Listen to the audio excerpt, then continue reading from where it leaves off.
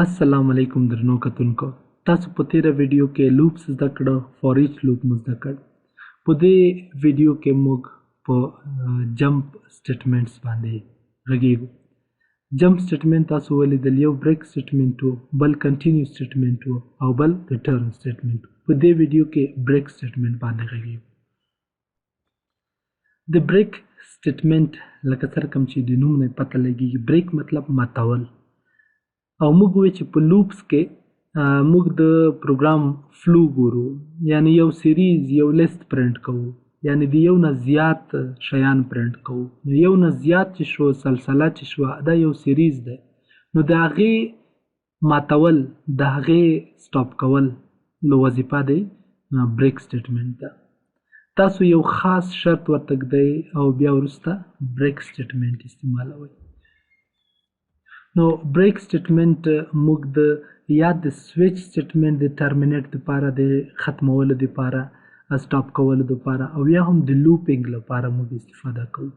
تاسو په سویچ سټیټمنټ کې بریک ولیدل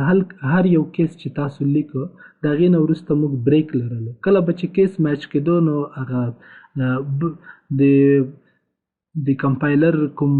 چک کول چې هر کیس چې چک کولو هغه به د بریک نه وروسته چې کله به کیس میچ شو نو سټاپ به شو هغه د بریک وظیفه وه بریک څنګه کول سویچ کیس کې کومه فلو چې وه هغه به سټاپ کوله یا به یې ټرمینیټ کوله همداسې موږ کولی شو همدغه بریک سټیټمنټ د لوپینګ لپاره استعمال کړو لوپینګ لپاره لکه وایل لوپ ډو وایل لوپ او فور یا فور ایچ لوپ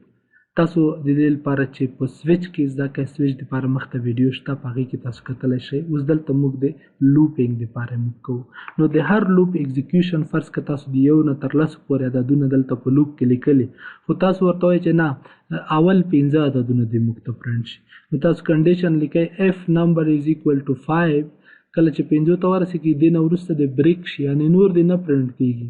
نو تاسو څنګه کوئ د دې څخه استفاده کوئ ښه مثال یې داسې دی کله چې تاسو په صنف کې 100 کسان لرئ تاسو نه یو څوک راپور غواړي چې موږ ته اول 10 کسان یعنی د اول نه تر لسمې نمرې پورې کسان موږ ته پرنټ کا نومونه یې راته پرنټ کا نو تاسو خو نشئ کولی چې 100 کې 90 ټول ډیلیټ کړئ او بیا صرف هغه 10 ورته پرنټ کړئ نو دې لپاره چې ریکارډ پر ځای پاتې شي خو تاسو ته چې کوم کنډیشن یې درکړی کوم ضرورت چې دی هغه صرف د 10 کسانو هغه ورته پرنټ کړئ نو تاسو د بریک سټیټمنټ څخه استفاده کوئ د سویچ او لوپ څخه بهر د بریک سټیټمنټ استعمال نشته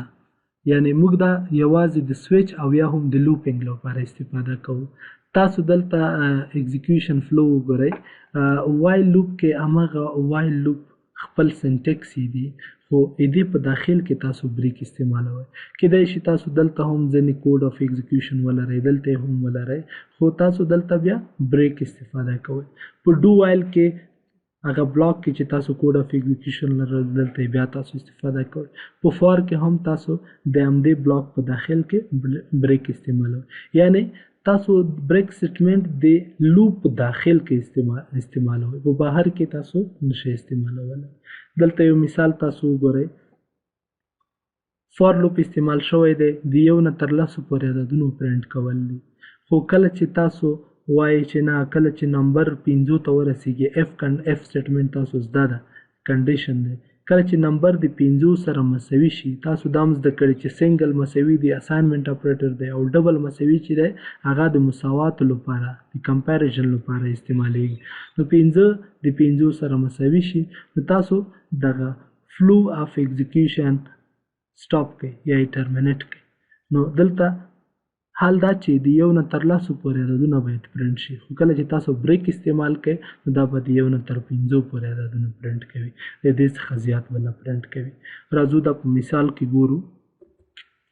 مثال کې تاسو وینئ د یو نه تر لسو پورې عددونه پرنټ کول دي خو کله چې 5 ته ورسېږي موږ وایو د دې نه نور موږ نه غواړو راځو دا پرنټ کوو یو نه تر 5 پورې پرنټ شو کنډیشن که چېرته په دې کې فرق راشي تاسو ورته چې نه اول 2 کسان زما پکار دي یو نه تر 2 پورې دلته بیا څنګه کېږي دا پرنټ کېږي یا کله کله ته ورته وایې چې اخري 2 کسان ماته پرنټ کړه نو دا باید څنګه شي فلو باید چینج شي د لسو نه تر یو پورې باید شي که نه د لسو نه یو پورې او دغه ترتیب یې هم څنګه کېږي ماینس کېږي نو دا کله چې د